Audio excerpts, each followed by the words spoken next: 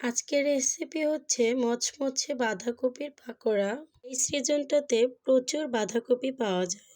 আপনিও চাইলে এই বাঁধাকপির পাকোড়াটা খুব সহজে বানিয়ে নিতে পারেন। বাঁধাকপি দিয়ে পাকোড়া বানানোর জন্য একটি বড় বাঁধাকপি নিয়ে নিয়েছি। সেখান থেকে অর্ধেক বাঁধাকপি আমি কেটে নিয়েছি। বাঁধাকপিটা আমি আগে থেকে পরিষ্কার করে ধুয়ে নিয়েছি। তারপরে হচ্ছে কুচি করে নিয়েছি। যতটা সম্ভব মিহি করে কুচি করে নিতে হবে। কুচি করার পর একটি বড় বাটিতে বাঁধাকপি নিয়ে নিয়েছি। তারপর আমি হাত দিয়ে কচলে নিচ্ছি। বাঁধাকপির মধ্যে যে এক্সট্রা পানিটা থাকে সেটা বের হয়ে যাবে। ওই পানিটা চেপে পানিটা ফেলে দিতে হবে। পরে আমি দিয়ে দিচ্ছি 1 কাপ পরিমাণ আলু কুচি। যার যতটুকু পরিমাণে কাঁচামরিচের দরকার হয় সে ততটুকুই নিয়ে নেবেন। পরে হচ্ছে পেঁয়াজ কেটে রেখেছিলাম সেটা দিয়েছি।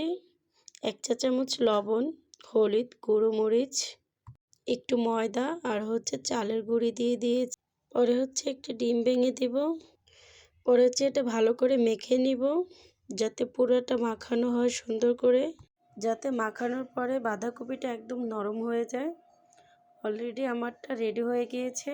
এখন হচ্ছে আমি একটু ফ্রাই প্যানে তেল গরম হয়ে গেলে অল্প অল্প করে পাকোড়াগুলো দিয়ে দিব।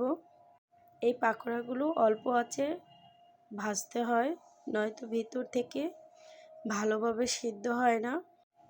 আমার অলরেডি পাকোড়াগুলো হয়ে গিয়েছে। পরে হচ্ছে বাকিগুলো দিয়ে দিব। আর এভাবেই খুব সুস্বাদু করে বাঁধাকপির পাকোড়া বানাতে পারেন। আর আমার এই পাকোড়াগুলো কেমন হয়েছে সেটা কমেন্ট করে জানাবেন আমাকে। আসলে এটা দেখতে যতটা সুন্দর তার চেয়ে বেশি খেতে অনেকটাই মজা হয়েছে। আপনারা চাইলে খুব সহজে বানিয়ে নিতে পারেন এই পাকোড়াটি।